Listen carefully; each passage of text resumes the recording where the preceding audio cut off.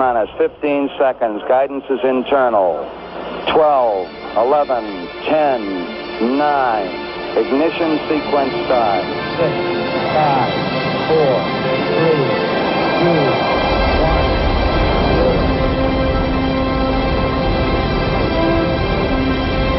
Cuando el Apolo 11 despegó de la rampa de lanzamiento, el mundo parecía encontrarse ante el umbral de una nueva era de la exploración espacial. Hace 30 años, entre los que estaban observando en la sala de control, se encontraba el doctor Wernher von Braun, el padre del cohete Saturno, que llevaría a los astronautas hasta la Luna.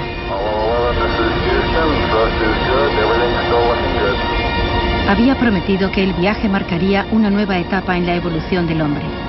Desde la Luna, el hombre exploraría nuevos mundos y toda la humanidad se beneficiaría. Von Braun fue considerado como el Colón norteamericano. Wernher von Braun tuvo un sueño de niño y vivió para convertir en realidad dicho sueño.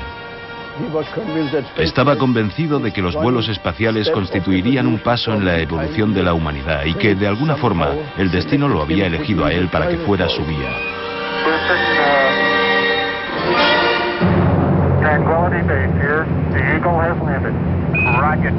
Pero este nuevo amanecer del hombre en el espacio significó, para algunos, oscuros recuerdos de su trabajo como esclavos en la primera nave espacial de von Braun. Von Braun era muy inteligente, era un gran hombre, pero no le importaba nada ni nadie.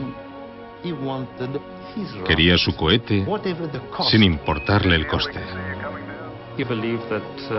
Creía que la humanidad tenía que estar en el espacio y estaba dispuesto a pagar un precio por ello. Hay un elemento faustiano en ello, ¿verdad? Para Wernher von Braun había sido la cruzada de toda su vida. Para traspasar el umbral del espacio, ningún precio era demasiado alto. Su cohete a la Luna nació del misil balístico y el nuevo paso en la evolución del hombre que él había prometido estuvo marcado por un viaje personal desde los nazis hasta la NASA. Wernher von Braun, de los nazis a la NASA. With me it started with the moon. I liked to look at the moon, the stars, and when I had my Lutheran confirmation at the age of 13, my parents gave me a telescope, and that was like giving a boy a motor bicycle, I guess. And my interest in astronomy has never faded away.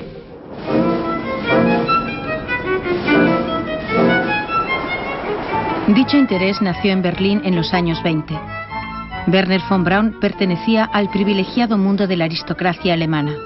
Hijo del barón Magnus von Braun, hacía siglos que su familia poseía tierras en el este de Alemania. El barón, al ser nombrado ministro del gobierno, se mudó a su residencia en Berlín.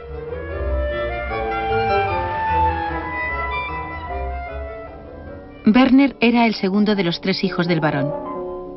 En el hogar familiar se respiraba un ambiente cultural. En él, Wernher adquirió una pasión por la música que nunca abandonaría. Ya en el colegio desarrolló una pasión aún más sorprendente por los cohetes. Era un alemán muy sofisticado, de la clase alta. Un lugar muy extraño para encontrar a alguien como Wernher von Braun interesado por algo que en aquellos días era un tema muy plebeyo, es decir, los cohetes.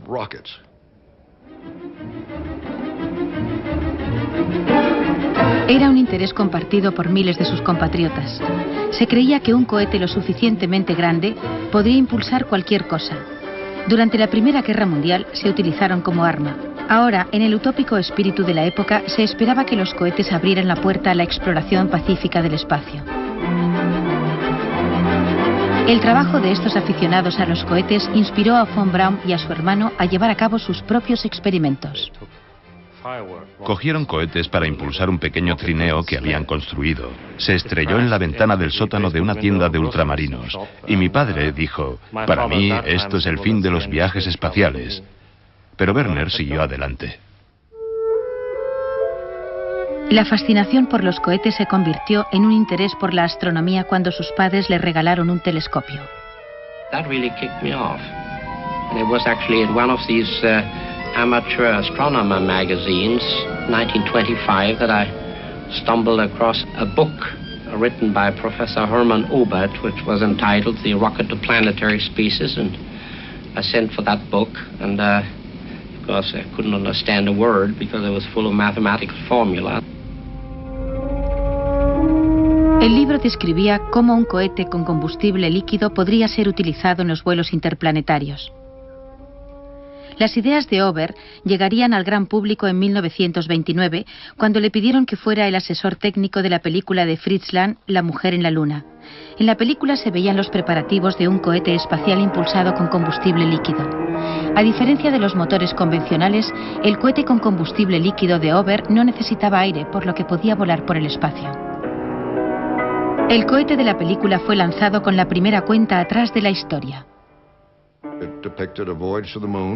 Se trataba de un viaje a la Luna y mostraba cómo sería el lanzamiento de un cohete.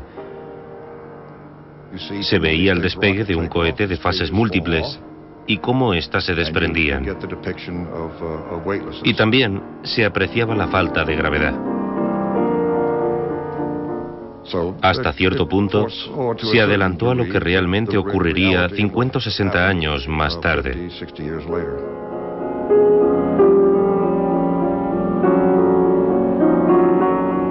Fue la visión del vuelo espacial lo que marcaría el rumbo de la vida de von Braun. Más tarde describiría a Hermann Obert como su guía luminoso.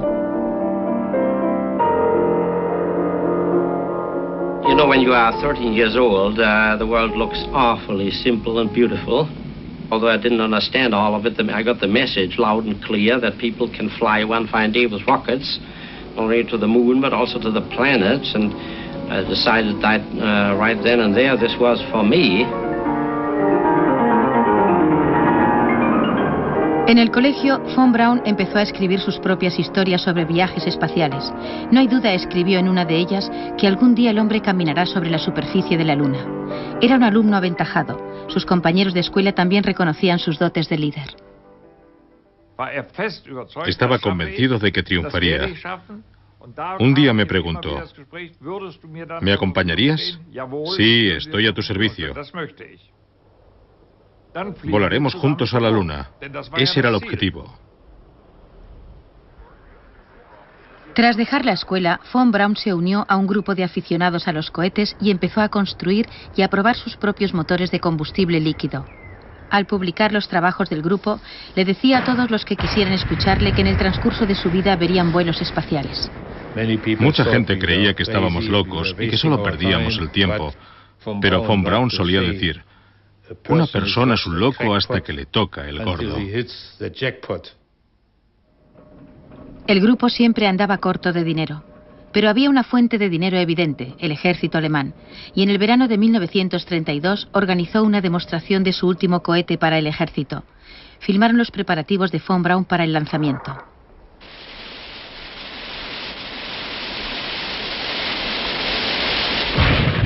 El cohete no impresionó al ejército, pero le prometió al grupo dinero si aceptaban trabajar en secreto. La oferta fue rechazada por todos los miembros del grupo excepto uno, Werner von Braun. Era un hombre muy práctico, un oportunista, podría decirse. Para desesperación de algunos de sus compañeros, compartió su equipo con el del ejército alemán. La relación entre el dinero, el ejército y el espacio dominaría la vida de von Braun. A los 20 años empezó a trabajar en un campo de prueba secreto del ejército en las afueras de Berlín. El ejército subvencionaría su doctorado en la Universidad de Berlín y von Braun construiría armas para el ejército. Un acuerdo que él aceptó encantado. Él quería el cohete y pensó que las comisiones militares le permitirían desarrollar un cohete con combustible líquido que llegara al espacio.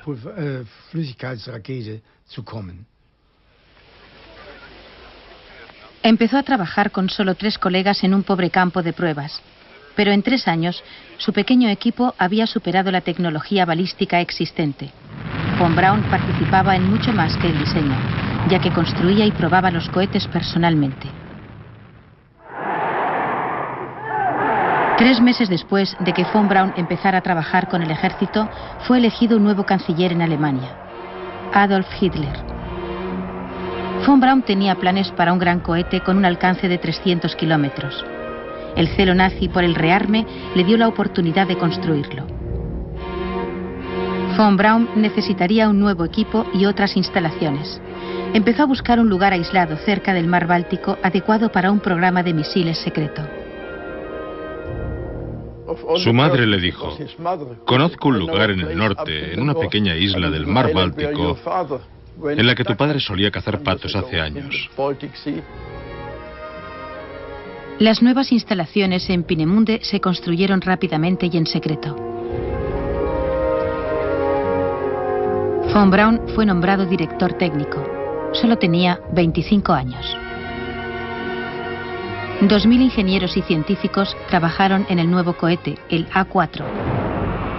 No había ninguna duda sobre su futura utilización. Llevaría una ojiva de combate. Se esperaba que el A4 recorriera una distancia de 300 kilómetros. Hasta el momento ningún cohete había recorrido más de unos pocos miles de metros. Construirlo costaría millones de marcos y por ello el equipo necesitaba el apoyo del Führer. Justo antes de estallar la guerra, Hitler visitó el campo de pruebas donde Von Braun y su superior militar, el coronel Walter Domberger, le informaron. La demostración empezó con la prueba del motor en un búnker.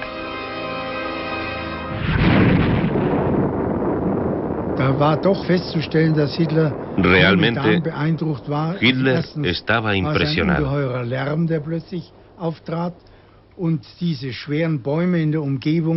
Primero, se escuchó un ruido increíble. La explosión de los gases de escape dobló los árboles en todas direcciones.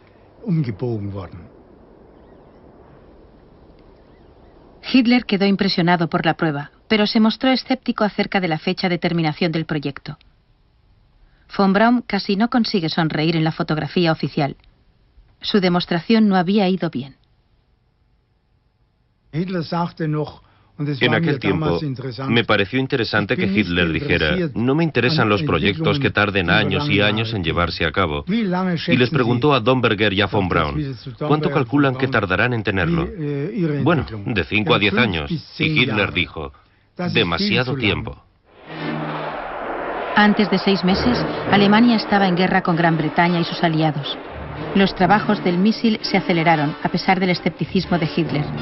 La guerra no debilitó la dedicación de Von Braun a su trabajo. Tenía 20 y tantos años y se encontró con unos fondos ilimitados para desarrollar lo que más le interesaba. Era muy tentador. Cuando en 1937 se afilió al partido nazi, Von Braun solo pensaba en el futuro del cohete. Heinrich Himmler, jefe de las SS, le invitó a formar parte de ellas. Nos dijo: he recibido una carta de Himmler en la que me ofrece un puesto en las SS.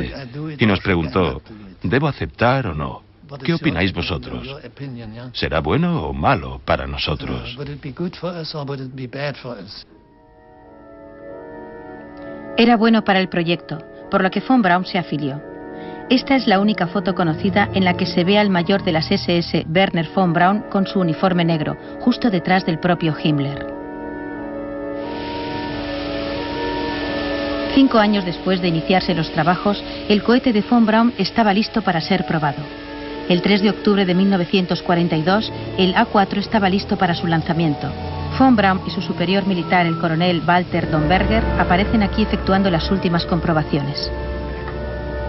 En un lado del cohete, el equipo había pintado la imagen de la mujer en la luna de Fritz Land. Poco antes de las 4, Domberger dio la orden de lanzar el cohete. Los nazis podían celebrar la creación del nuevo cohete, pero para Von Braun y su equipo solo era el primer paso en el camino de los viajes espaciales. We had a little party that evening, a little celebration. I remember that Dornberger made a pretty emotional speech. He says, "Do you realize that today the spaceship was born?" No creo que fueran conscientes de que estaban desarrollando un arma letal. Werner von Braun fue decisivo desde el principio. Había propagado la idea de que se trataba de un desvío necesario y que el auténtico programa seguiría más tarde, después de la guerra. El éxito del lanzamiento del 3 de octubre fue el único, ya que de los 11 lanzamientos siguientes, solo un par obtuvieron un éxito parcial. Ahora era esencial conseguir que Hitler apoyara el cohete. Por supuesto, von Braun y Dorberger querían que Peenemünde siguiera funcionando. No querían que Hitler dijera: no creo en este proyecto, olvídense de sus cohetes. Así que le mostraron a Hitler una foto muy positiva para convencerle de que Peenemünde debería seguir. En el cine privado del cuartel general de Hitler, von Braun leyó uno de los informes más importantes de su vida. Incluyó una película de un lanzamiento. La película terminaba con una sobreimpresión para recordarle al Führer su anterior escepticismo. Solo decía: por fin lo hemos conseguido.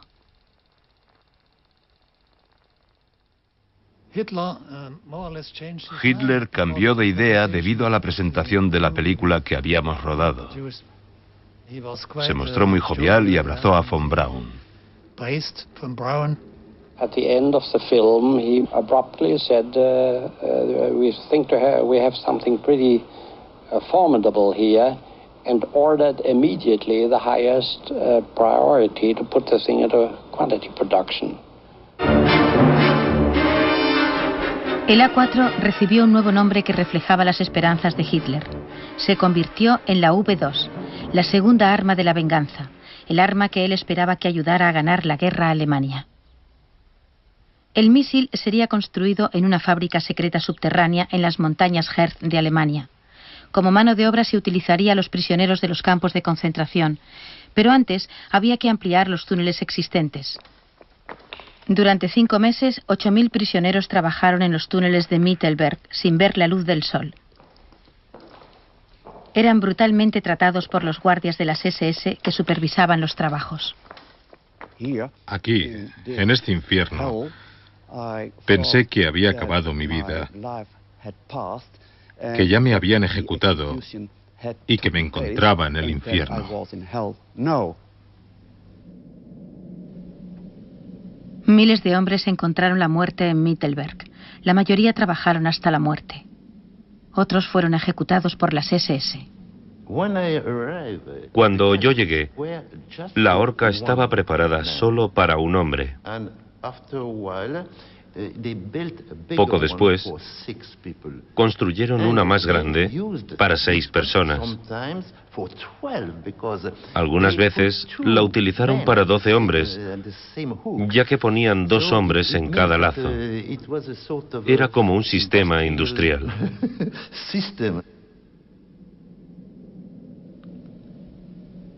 En la primavera de 1944, por fin empezó la producción de la V2.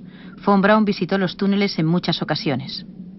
Documentos recientes descubiertos demuestran que estuvo presente en reuniones en las que se discutía el trabajo de esclavo de los prisioneros. En una de estas reuniones se acordó que para reemplazar a los que ya habían muerto en los túneles, se esclavizara a 2.000 obreros franceses especializados. Von Braun también visitó el cercano campo de concentración de Buchenwald para elegir prisioneros especializados para trabajar en la V2. Después de la guerra, admitió haber visitado los túneles, pero afirmó que no tomó parte en la utilización de los prisioneros como esclavos. Conocíamos, yo y la mayoría, a von Braun. En mi opinión, era un hijo de puta. Claro que era inteligente. Era un gran hombre, tenía un buen cerebro. Pero no le importaba lo que pudiera pasarles a los pobres hombres que estábamos allí. Él solo veía el resultado final.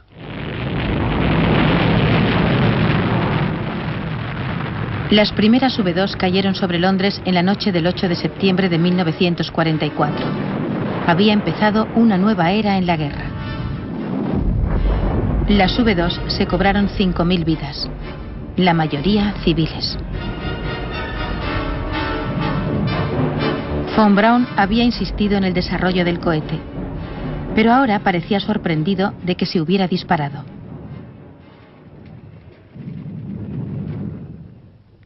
Dijo que nunca debería haber ocurrido. Nosotros construimos el cohete para llegar a la Luna, no para matar a otras personas. Durante algún tiempo, Von Braun reconoció que Alemania perdería la guerra y se le había oído hacer planes para un mundo sin nazis. Celebramos una fiesta y estábamos hablando, y claro, habíamos tomado alguna copa de más, y estábamos hablando libremente acerca de no tener un futuro aquí, en Alemania. Si queríamos llegar al espacio, teníamos que encontrar a alguien que pudiera costearlo. Tal vez fuimos muy imprudentes. La conversación fue escuchada por un espía de las SS, y Von Braun pasó 2 incómodas semanas en la cárcel. Pero muy pronto, el arquitecto del arma maravillosa volvió a gozar de los favores del régimen. Hitler le concedió la más importante condecoración civil en reconocimiento a sus servicios al Reich. Eso no cambió el escepticismo de Von Braun sobre el curso de la guerra. Von Braun sabía que alguien querría a los expertos de Peenemünde. En el invierno de 1944, habló con los miembros de más confianza de su equipo para ver si estarían dispuestos a trabajar para el enemigo. Para nosotros era evidente que Alemania no podía ganar la guerra, así que Von Braun dijo, tal vez podríamos continuar en Norteamérica. Ningún otro país podía costear un proyecto tan grande como el de ir al espacio, solo Norteamérica.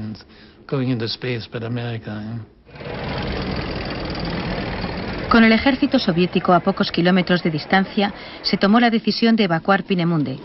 La V2 había impresionado a la Unión Soviética tanto como a Estados Unidos, pero en ningún momento el equipo habló de rendirse al ejército rojo. Todo el mundo estaba dispuesto a aceptarlos. Los soviéticos tenían una lista de gente que querían conseguir, y Von Braun encabezaba dicha lista. El día después de que se anunciara oficialmente la muerte de Hitler, Von Braun entró en contacto con las avanzadillas del ejército norteamericano. Fueron tratados como amigos por sus anteriores enemigos.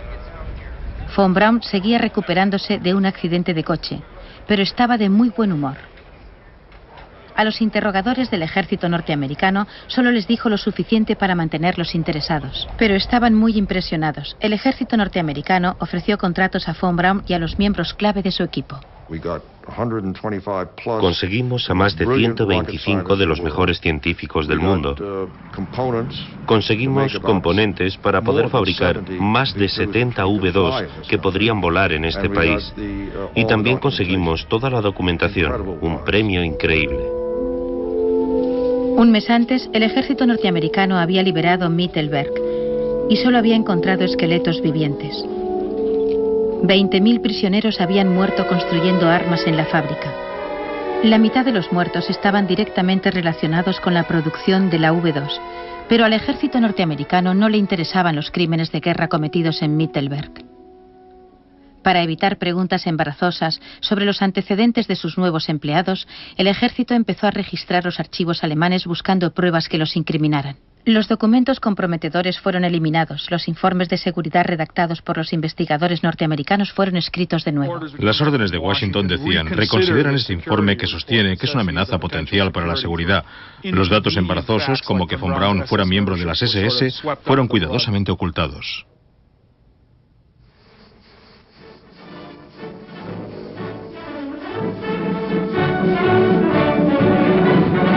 It does happen here. In the vast wastes of the New Mexico desert, the United States Army tests the 14-ton German V-2 rocket. And as far away as El Paso, Texas, residents prepare for Flight Day.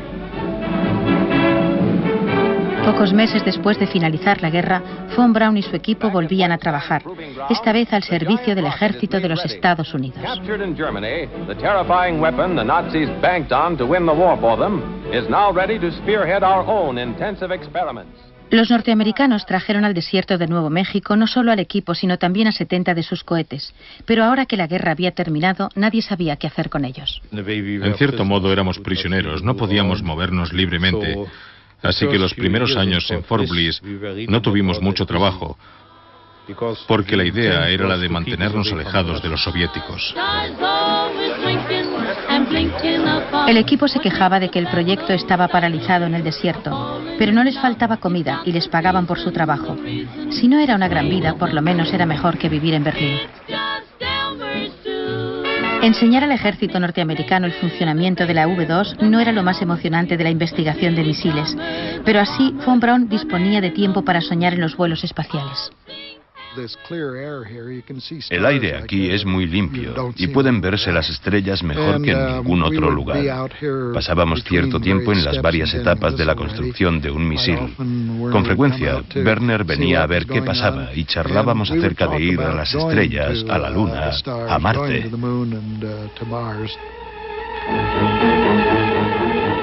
Fue la amenaza de una guerra lo que de nuevo le dio otra oportunidad a von Braun. En 1950, el miedo a la dominación comunista atenazó a Estados Unidos. Los tentáculos de la Unión Soviética parecían extenderse por todo el mundo. El enemigo durante la Guerra Fría tenía que ser detenido y para ello se necesitaba una nueva generación de cohetes. Cohetes capaces de llevar una cabeza nuclear.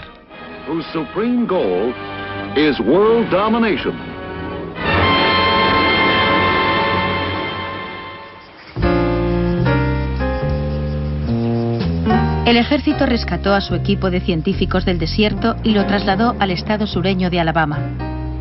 Cuando llegó el equipo, Huntsville era un pobre pueblo algodonero con una población de menos de 20.000 habitantes. En una generación se convertiría en la ciudad de los misiles. La agencia de misiles del ejército se instaló en un viejo arsenal, en las afueras del pueblo. Por fin, von Braun se veía inmerso en un importante proyecto de misiles. Miles de norteamericanos trabajarían en el misil Redstone, bajo la dirección de los alemanes. Pero von Braun estaba decidido a superar todos los obstáculos. El traslado a Huntsville le dio la oportunidad que estaba buscando desde el principio para americanizar a su equipo, para integrarse, al igual que su equipo, en la comunidad. Y él era el líder y supo dar ejemplo. Ya se había desprendido del abrigo de piel. Von Braun seguía teniendo acento, pero ya dominaba el inglés. Y ya había formado una familia. 3 años antes de su llegada a Huntsville, se había casado con su prima María, de 18 años. Su segunda hija nacería en Huntsville. Luego, un hijo. Tenía una cierta vida familiar, aunque muy restringida. Era un adicto al trabajo. Miraba el reloj y me decía: Brad, no tendremos tiempo de ir a casa, así que llamaremos a las chicas. Llamábamos a nuestra mujer y nos traían camisas limpias y nos íbamos al arsenal. Los esfuerzos de von Braun para americanizarse él y su equipo fueron recompensados poco después del traslado, cuando se les concedió la ciudadanía norteamericana. Ya podía olvidarse del pasado. Como director técnico de la agencia de misiles, von Braun ya disponía de las credenciales que necesitaba para influir en la creación de un programa espacial. Ya había demostrado su talento como vendedor de cohetes.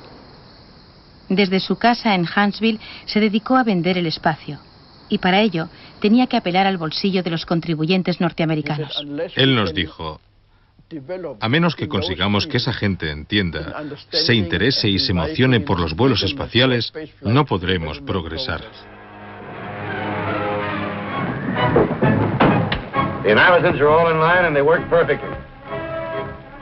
La tarea que von Braun se había impuesto era formidable: convertir la ficción de los vuelos espaciales en una realidad.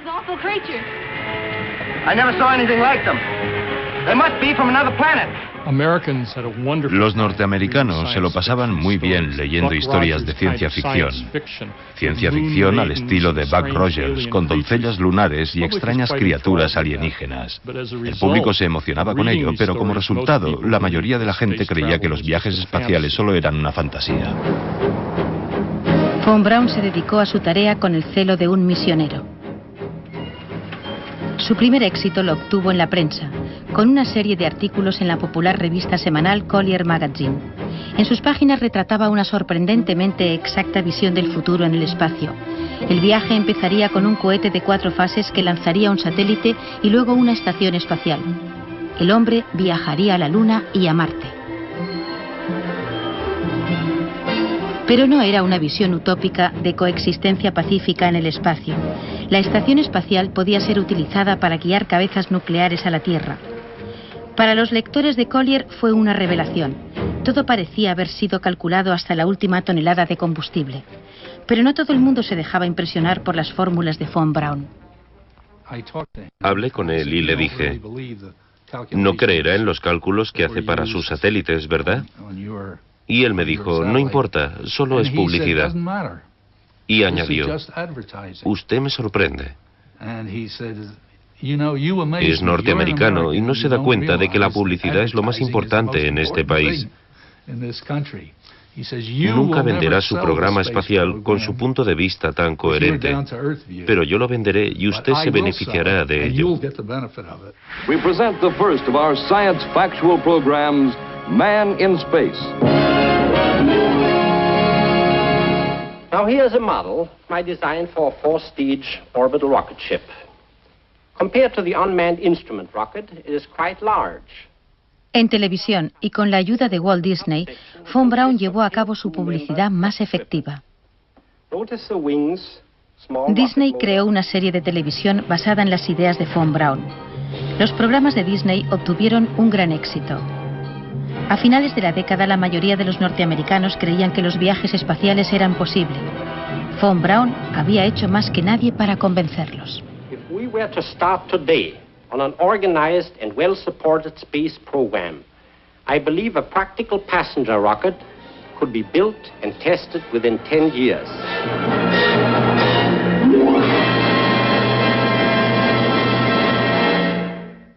Von Braun fue uno de los primeros personajes mediáticos que entendió cómo debía venderse para que su personalidad ayudara al mensaje. Fue un antecesor de los famosos personajes mediáticos actuales. Sabía cómo hacerlo. Pero a pesar del éxito de la venta de von Braun al pueblo norteamericano, fue la Unión Soviética la que daría el primer paso en el espacio. This is Russia on October 4th, 1957. The Soviet Union is launching the first Earth satellite. Con el lanzamiento del satélite soviético ha empezado la carrera espacial. Until 2 days ago, that sound had never been heard on this Earth. Suddenly, it has become as much a part of 20th century life as the whir of your vacuum cleaner. Did you admire the Russians for doing it or not? No, definitely not. I said we should have been the first ones to have it. We fear this. We fear that they have something out that majority of the people don't know about. Somebody's fallen down on a job, badly. La humillación nacional sería completa cuando el cohete elegido por Washington para lanzar el primer satélite norteamericano, el Vanguard, estalló en la rampa de lanzamiento, como von Braun había predicho.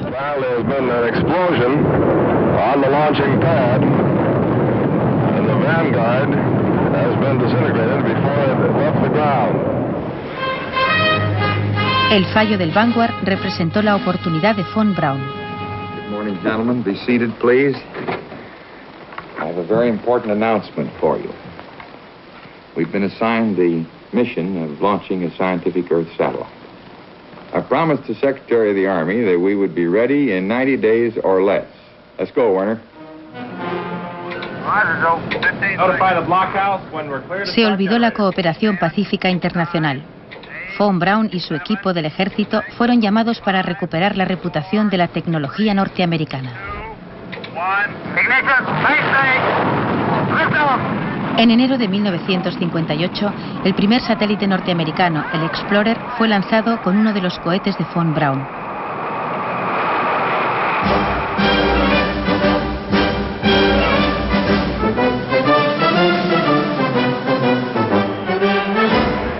Cuando von Braun estaba a punto de cumplir 47 años, alcanzó un nivel de fama internacional muy poco corriente entre los científicos. La ciudad de Huntsville se echó a la calle para celebrarlo. Confiado en el éxito del Explorer, von Braun ya había trazado los planes de un programa espacial nacional. Proponía que el hombre llegase a la Luna en 5 años. Pero el presidente Eisenhower no se mostró interesado. Eisenhower no estaba a favor de un programa espacial de vuelos tripulados. Prefería los satélites y las sondas científicas, centrándose en los logros científicos del espacio. Von Braun y sus seguidores tenían una visión mucho más romántica de la exploración del espacio. Creía que si el vuelo era tripulado, eso ayudaría a aumentar la emoción. El público se vería más implicado. A Eisenhower le resultaba difícil ignorar la visión de la exploración espacial de von Braun, que se había convertido en el profeta espacial de Norteamérica. Los escolares le escribían preguntándole cómo podrían participar. More and more teenagers are passing up rock and roll for a rocket roll. Sister Dunn Scotus, a physics teacher, supervises members of the Austin Rocket Society attempting to send a mouse along. Las prioridades se vieron marcadas por las propuestas de von Braun, y su visión de la exploración espacial era más interesante que la que proponía Eisenhower.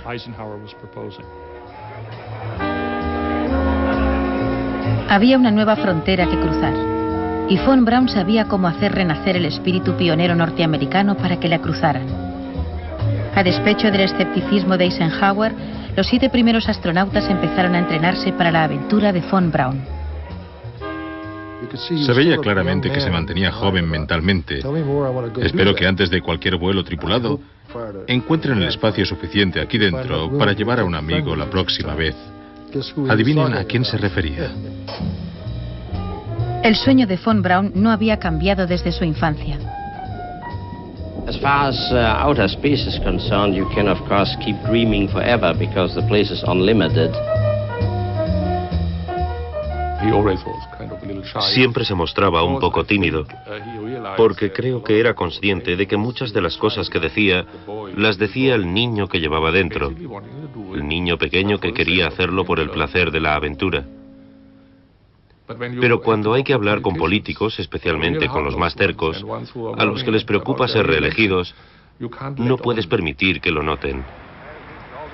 El mensaje al Congreso fue mucho más duro. Von Braun sabía cómo sacar dinero de los políticos más obstinados. Jugó la carta de los soviéticos. I'm convinced that the Russian concept is very clear. They consider the control of space around the Earth very much like, shall we say, the great maritime powers considered the control of the seas in the 16th to the 18th century. And they say if we want to control this planet, we have to control the space around it. Cuando von Braun hubo entendido el poder de este mensaje, lo fue utilizando cada vez más para intentar convencer a los políticos norteamericanos para que destinaran los miles de millones necesarios, tanto si se trataba de una estación espacial o un viaje a la Luna. Von Braun no ignoraba las cuestiones planteadas por las implicaciones militares del espacio, pero había tomado la decisión a los 20 años. Ahora, sus cohetes con cabeza nuclear podían destruir este mundo antes de que el hombre hubiera explorado otro. Para von Braun era un riesgo que merecía la pena correr. Sollen wir heutigen unsere Arbeiten zur Erschließung des Weltraums einstellen, weil Raketen wie Flugzeuge auch militärisch eingesetzt werden können? Wo enden alle diese Fragen? Sollen wir abwarten, bis auf dem Mond die rote Fahne hochgeht? Von Braun dijo que era muy trágico que una persona que estuviera desarrollando una nueva tecnología siempre tuviera que considerar dos direcciones, como el viejo dios Jano, que tenía dos caras. Una en la dirección del nuevo desarrollo, una nueva actividad para la humanidad, un nuevo comienzo, casi un nuevo estado de la existencia y de la vida. Y el otro en la dirección de la utilización de dichos instrumentos con fines militares. Gather round while I sing you of Werner von Braun, a man whose allegiance is ruled by expedience. Call him a Nazi. Von Braun creía que el hombre que construía un cohete no tenía ninguna responsabilidad moral sobre la utilización que se diera al mismo. No todo el mundo compartía su opinión. Don't say that he's hypocritical. Say rather that he's apolitical. Once the rockets are up, who cares where they come down? That's not my department, says Werner von Braun. En 1959 se decidió que los cohetes de von Braun solo se dirigirían al espacio. El equipo pasó a formar parte de la nueva Agencia Espacial Nacional, NASA. Era la oportunidad que siempre había estado esperando von Braun. Pero de nuevo se encontró teniendo que participar en una carrera. Half an hour ago, the Russians announced that they'd put the first man into space. Yuri Gagarin, un cosmonauta, pasó 2 horas orbitando la Tierra. La celebración en Moscú fue transmitida a todo el mundo. Here is a man who has done and seen things that no other living person has done or seen. Fue otro golpe al prestigio norteamericano. Uno que acusó duramente el nuevo presidente, John Fitzgerald Kennedy. Al mes siguiente, el cohete de von Braun, Redstone, llevó al primer astronauta norteamericano al espacio, aunque solo durante unos minutos. Kennedy le pidió una propuesta al vicepresidente Johnson para que Norteamérica volviera a ocupar el primer lugar, y Johnson recurrió al profeta espacial del país. Werner von Braun preparó una respuesta de 10 páginas, y lo que más me gustaba de dicho extracto es que teníamos muchas probabilidades de ganar a los soviéticos alunizando primero. I believe that this nation should commit itself to achieving the goal before this decade is out of landing a man on the moon and returning him safely to the earth. Creo que fue la carta de von Braun la que en mayo de 1961 le hizo anunciar al Congreso que llegaríamos a la Luna antes de terminar la década. Solo un equipo norteamericano era capaz de construir un cohete lo suficientemente grande como para llevar a un hombre a la Luna, el de von Braun. En septiembre de 1962, Kennedy visitó Huntsville para comprobar los progresos del equipo. 20 años después de venderle sus cohetes a Hitler, von Braun volvía a hacer lo que mejor sabía hacer. El equipo estaba trabajando en los planos de un gigantesco cohete de 3 fases que se llamaría Saturno V. Tendría una altura de 120 metros y sería uno de los proyectos de ingeniería más importante de Estados Unidos. La idea era lanzar algo que pesaba unas 120 toneladas hasta la órbita terrestre con la energía concentrada de una pequeña bomba nuclear en sus tanques de combustible y luego darle una tripulación. El equipo de von Braun solo sería responsable del cohete. El Saturno llevaría a los astronautas hasta más allá de la órbita terrestre y ahí su misión habría terminado. Los astronautas llegarían a la Luna en un módulo lunar. Von Braun sabía cómo impresionar al presidente. Lo llevó hasta el campo de pruebas para presenciar la ignición de los motores del Saturno. El ruido era ensordecedor. Y a continuación se sentía el calor en la cara. Y el calor subía por la pernera del pantalón. La primera vez que lo ves da miedo.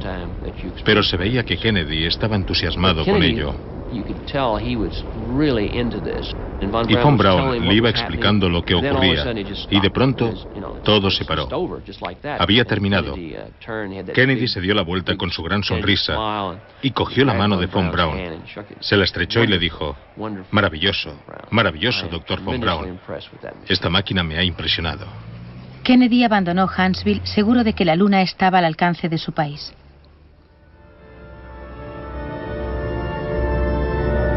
Durante los siguientes 10 años, los cohetes de von Braun llevaron astronautas norteamericanos al espacio. La Luna era su prioridad, pero la ambición de von Braun era mucho mayor. Ya había empezado a pensar en el siguiente paso.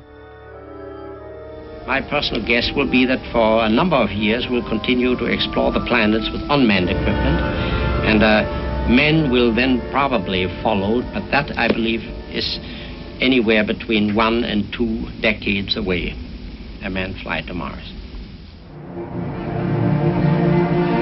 En la mañana del 16 de julio de 1969, 1 millón de personas se encontraban en las costas de Florida. Los ojos estaban fijos en el cohete Apolo 11. Para von Braun era la culminación de todos sus esfuerzos.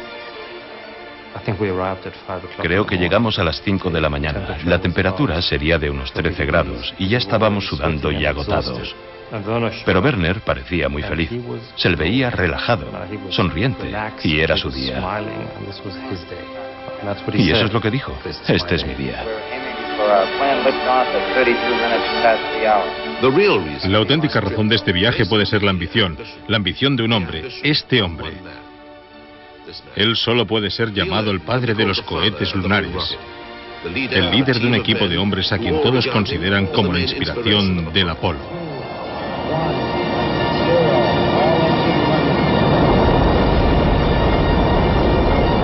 Von Braun observaba lo que él llamaba su enorme pájaro despegar hacia la luna. Antes le había dicho a la prensa que el mundo había empezado a dar un nuevo paso en la evolución del hombre. El cohete que había construido su equipo ayudaría a asegurar el futuro del hombre. Can you see the water flopping around in the top of this bomb catch? That's affirmative, 11. That really is water, though, I'll tell you. It was for Werner. Science fiction dream. Para Werner era un sueño de ciencia ficción convertido en realidad. El Apolo 11 era el punto culminante de su carrera y de nuestro trabajo.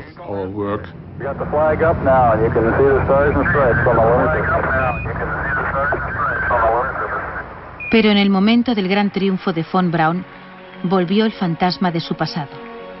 Su perfil público atrajo la atención de aquellas personas que creían que habían jugado un papel importante en la construcción del cohete lunar.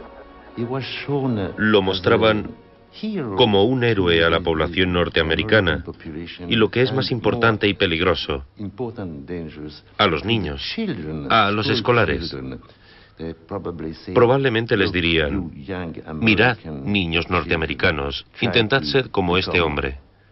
Para mí fue un golpe y me dije: Dios mío, Von Braun, yo conozco a ese tipo. Los detalles del pasado de Von Braun habían sido enterrados 25 años antes, pero ahora las protestas de los prisioneros que habían construido las V2 empezaron a llegar al público. Von Braun tuvo que testificar ante los fiscales alemanes que investigaban los crímenes cometidos en Mittelberg. Después tuvo que enfrentarse a la prensa.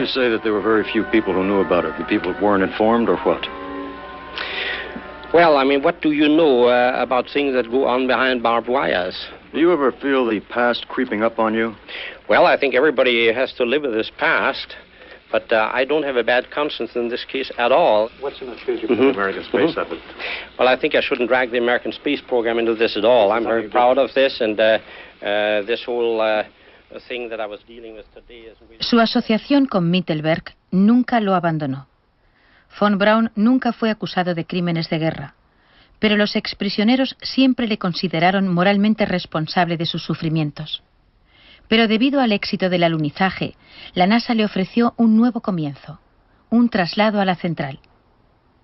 Le pidieron que hiciera lo que mejor hacía: vender el siguiente paso en el espacio. Eso significaba abandonar a su equipo y la ciudad que había ayudado a fundar. Huntsville salió a la calle para despedirle. En Huntsville era el señor Espacio. Von Braun llegó con sus pioneros y Huntsville cambió de la noche a la mañana. Y eso nunca lo olvidarían. Todos tenían la sensación de que era el final de una era. My friends, there was dancing here in the streets of Huntsville when our first satellite orbited the Earth.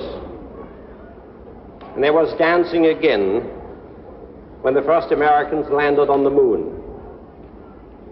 I'd like to ask you, don't hang up your dancing slippers.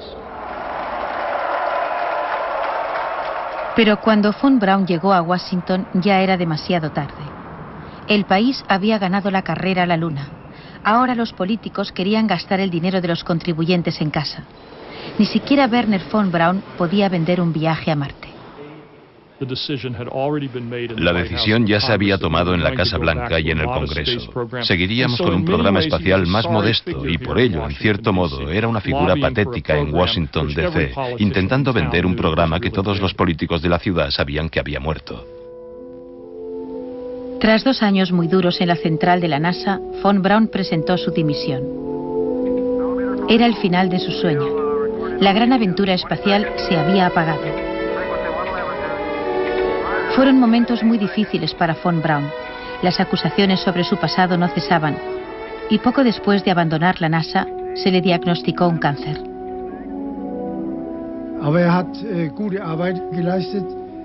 Hizo un buen trabajo, pero en Norteamérica le reprocharon haber sido miembro del partido nazi. Él mismo me lo dijo.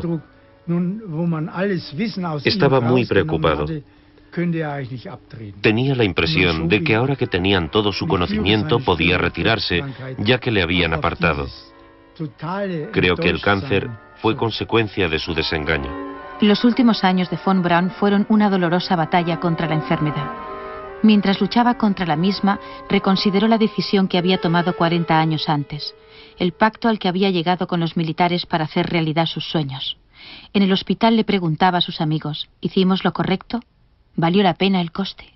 No dejaba de hacer la misma pregunta, pero creo que la respuesta era siempre la misma. El impulso innato de desarrollar vuelos espaciales para la humanidad era tan fuerte en él, tenía tal fuerza, que solo podía llegar a la misma respuesta una y otra vez. Para muchos, la respuesta no era tan clara. Von Braun murió en 1977. Antes de su muerte, consiguió que el último Saturno V fuera trasladado al Museo Espacial de Huntsville que él había ayudado a fundar. Permanece horizontal junto a sus otros cohetes, un monumento a su personal cruzada. En los años que siguieron a su muerte, su visión del futuro se vio nublada por las revelaciones sobre su pasado. Era evidente que la esperanza de la exploración del espacio se había comprado a un precio muy negro. Pero el legado de Wernher von Braun sigue con nosotros. Su creencia en un futuro con el hombre en el espacio. We know that man's spirit must now, as always, accept the challenge of the unknown.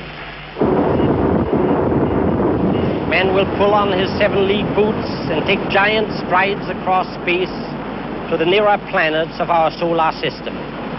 The rockets we look at now are still tiny compared to those that will follow. And man has just begun to scratch the surface of knowledge about his Earth and the universe. It is the most exciting and demanding challenge man has yet faced.